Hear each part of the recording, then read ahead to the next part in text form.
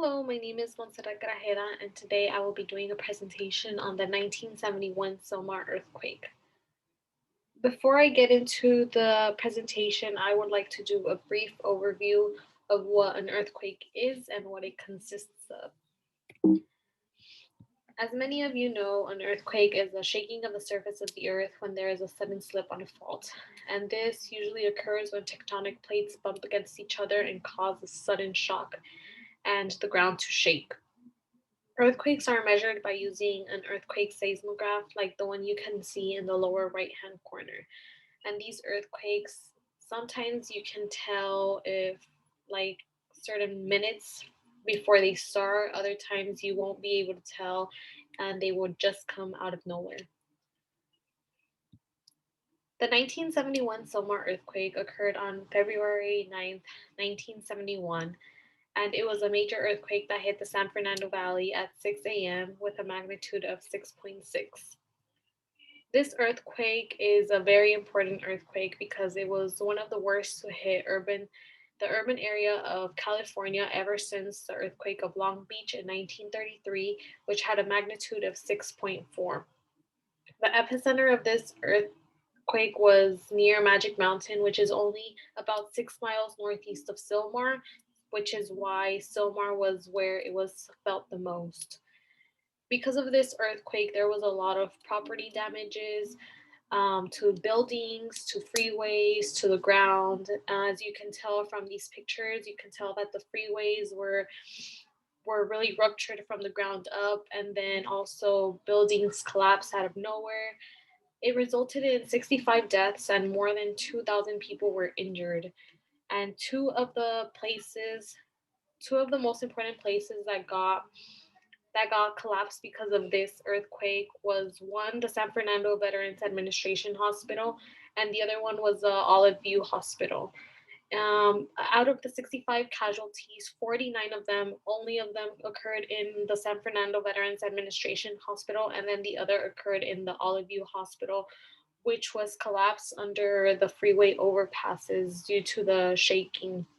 In addition to this, there was all the lower Van Norman Dam in Southern California also nearly collapsed, which prompted the police and everyone to evacuate 8,000 people because they were to evacuate 8,000 people that were close to the 405 freeway.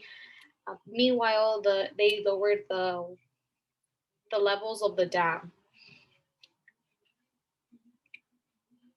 Because of this earthquake, this led the California Division of Safety Dams to tighten its standards so the dams across the state can be retrofitted, and they also required earthquake zones to be mapped and added new standard designs for hospitals so that way that in for future earthquakes these buildings had much more support. One of the most important acts that was made was the Alquisto Prolio Earthquake Fault Zone Act, and this limited the construction along faults that could likely have earthquakes happen next to them. And also, there was a strong motion instrumentation program, which was established in 1971 to help these engineers and seismologists to understand the effects of ground motion or structures. And the Hospital Safety Act of 1972 also ensures, like I said, new buildings being built with better structures from the ground up.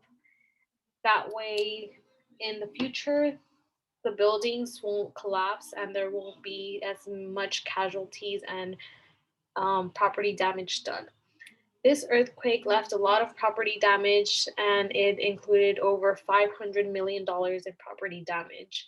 As you can tell, this is a very high amount number for the state of California to go back to its normal state.